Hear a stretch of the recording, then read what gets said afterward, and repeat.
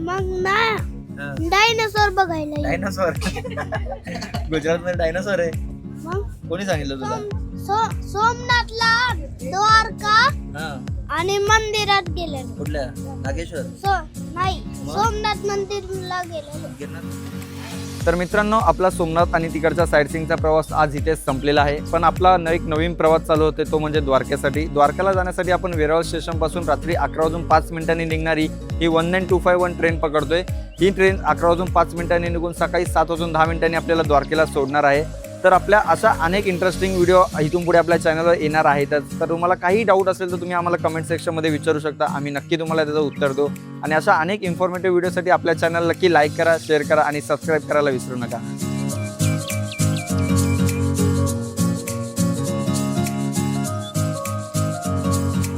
हे आहे मित्रांनो आमचं हॉटेल, जे आम्हाला 2200 रुपयामध्ये मिळालं. आणि स्टेशनपासून इथपर्यंत यायला आम्हाला एक 10 ते 15 मिनटाचा वेळ लागला. हॉटेल नीट अँड क्लीन आहे.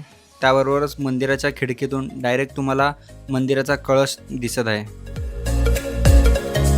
नंतर याच हॉटेलच्या ओनरने आम्हाला एका गाडीवाल्यासोबत ओळख करून दिली. मग त्याच्यासोबत पैशांची देवाणघेवाणचं बोलणं करून आता आम्ही निघालो आहोत पूर्ण द्वारका फिरायला.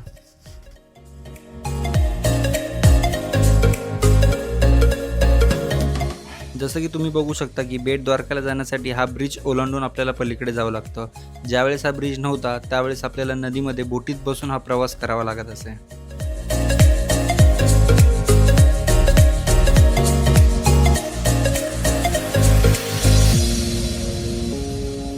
नमस्कार मित्रांनो, स्वागत आहे तुमचं पुन्हा एकदा. तर आज आपण आलेलो आता द्वारकामध्ये आता आपण 11 वाजता पोहोचलेलो आहोत. 12 वाजता द्वारका बंद होतो. तर आपण पटापट जाऊया आणि पहिले दर्शन करूया. आतमध्ये मोबाईल अलाउड नाहीये, तर मोबाईल लॉकर रूम मध्ये ठेवणार आहे. लॉकर रूमची सुविधा इथे आहे. आतलं तुम्हाला काय मी चलचित्र दाखवू शकत नाही. बाहेर आल्यावर तुम्हाला मी एक्सपिरियन्स सांगेलच नक्की.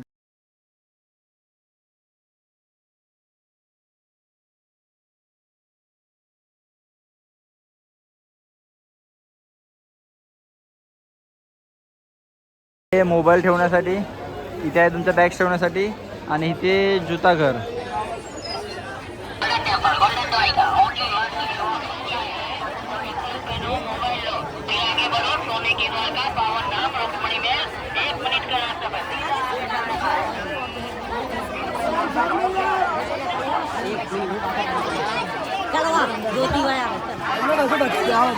मित्रांनो, जस्ट आमचं दर्शन बेट द्वारकाला झालेलं आहे. दर्शनला आम्हाला फार एक अर्धा तास लागला.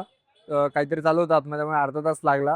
तर जर तुम्ही येणार असाल तर लक्षात घ्या मित्रांनो, 12 ते 4 हे मंदिर बंद असतं. तर 12 ते 4 तुम्ही या ठिकाणी येऊ नका, तुम्हाला थांबावं लागेल. तर 12 ते 4 मंदिर बंद असतं. या अकॉर्डिंग तुम्ही पूर्ण तुमच्या दिवसाचं प्लॅनिंग करा, देन तुम्ही या लोकेशनला या. हे बघून झाल्यानंतर आता आम्ही निघालो होतो गोपीनाथ मंदिराकडे.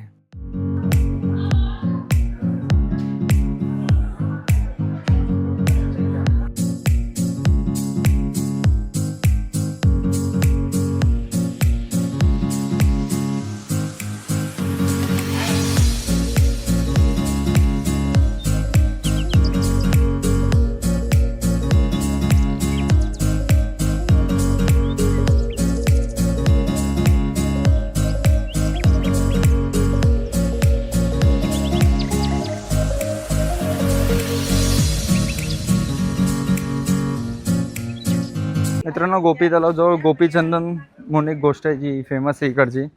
बरेच जण म्हणतात की इकडे आल्यानंतर ती गोष्ट खरेदी करायची असते. 20 रुपयाला पॅकेट मिळतं ते अवघ्या. जर तुम्हाला घ्यायचं असेल तर तुम्ही इथून चंदन नक्कीच खरेदी करू शकता. तर आपले ऑलमोस्ट दोन लोकेशन्स तर कवर झालेत. आता आपण पुढे 3ऱ्या लोकेशनला चाललो आहे.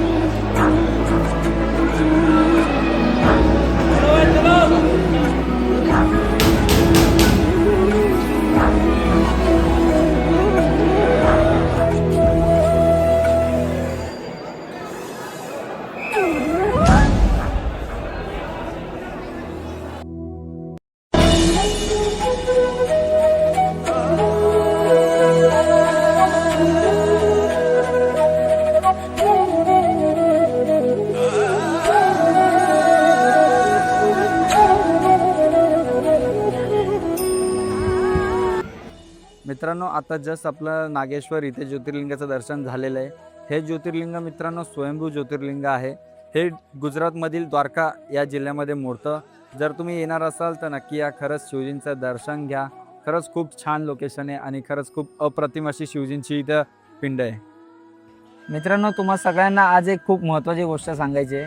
तर आज आमचे 10 ज्योतिर्लिंग पूर्ण झालेत. भाऊ आणि मी आम्ही ठरवलं होतं की सोबत 12 ज्योतिर्लिंग पूर्ण करायचं.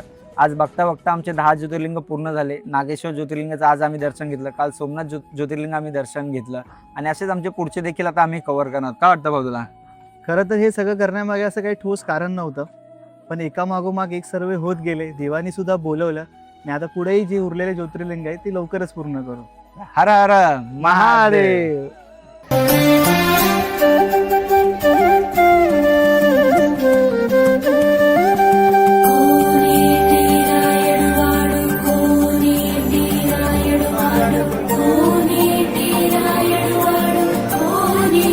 प्रसादी जल है, पानी है, और इसी मंदिर में आने वाले यात्री यहाँ जल का पानी का दान करते हैं।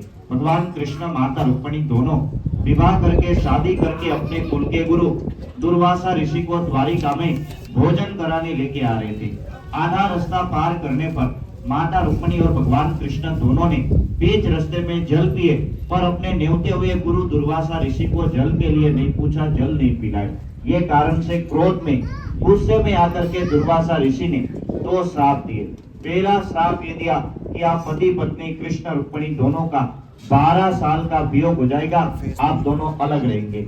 ये कारण से माता रुक्मिणी मंदिर यहाँ और भगवान द्वारिकाधीश वहाँ, दोनों अलग। और दूसरा तर मित्रांनो आता आपण एका अशा मंदिरात आलेलो आहोत ज्या मंदिराचा इतिहास 2500 वर्ष जुना आहे. मित्रांनो या मंदिराबद्दल सांगायचं झालं तर या मंदिरामध्ये रुक्मिणी यांची मूर्ती आहे आणि भारतातलं हे एकमेव असं मंदिर आहे जिथे फक्त रुक्मिणीची मूर्ती आहे. तुम्ही अनेक मंदिरं बघितली असाल जिथे विठ्ठल रुक्मिणी मंदिर किंवा राधेकृष्ण मंदिर असं बोललं जातं, पण ते फक्त आणि फक्त रुक्मिणी देवीचं मंदिर आहे. द्वारका इथून 2 ते 3 किलोमीटर लांब आहे मित्रांनो.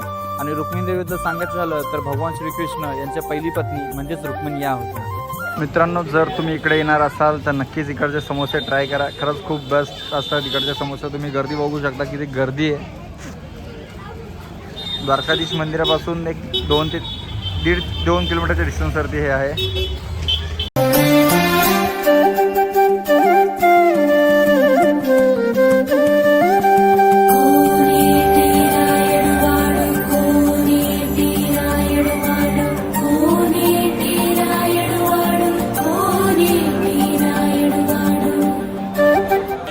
हा गेट नंबर 2 आहे. इथून तुम्हाला एंट्री करायची इथे आतमध्ये जाण्यासाठी. गेट नंबर 2च्या अलीकडेच या लाईनीत दुकान आहेत. तिथे तुम्ही तुमचे मोबाईल्स लॉकर्समध्ये ठेवू शकतात. हे अशा प्रकारे लॉकर्स आहेत. 100 रुपये घेतात लॉकरची फी. आता आपण निघालो आहोत दर्शन करायला. तुम्ही बघू शकता ही अशा प्रकारे लाईन.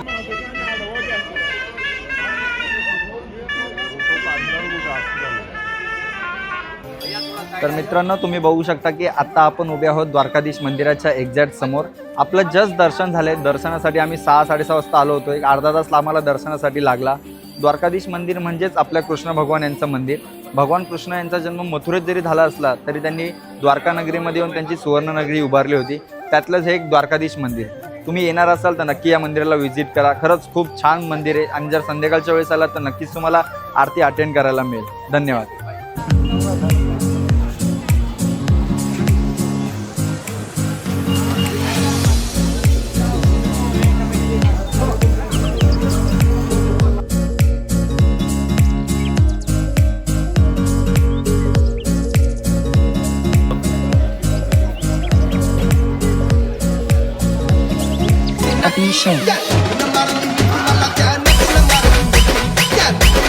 डिप्रेशन. तर मित्रांनो आपला द्वारका, नागनाथ आणि सोमनाथ हा प्रवास आज इथेच संपतोय. मी आशा करतो की आपला व्हिडिओ तुम्हाला सगळ्यांना नक्कीच आवडला असेल. आणि जर पूर्ण व्हिडिओ बघितल्यानंतर जरी तुम्हाला काही डाऊट असतील किंवा काही क्वेश्चन असतील तर आम्हाला कमेंट सेक्शनमध्ये नक्की विचारा. आम्ही त्या सगळ्या प्रश्नांची उत्तरं नक्की तुम्हाला देऊ. आणि अशा अनेक व्हिडिओ आपण इथून पुढे घेऊन येणार आहोत. आज ही यात्रा इथे जरी संपली असली तरी पुढे आपण अजून नवीन यात्रा घेऊन येणार आहोत. तर त्यासाठी तुम्ही आपल्या चॅनलला लाईक करा, शेअर करा आणि सबस्क्राईब करायला मात्र विसरू नका. थँक्यू. आमच्या व्हिडिओला लाईक करा, शेअर करा.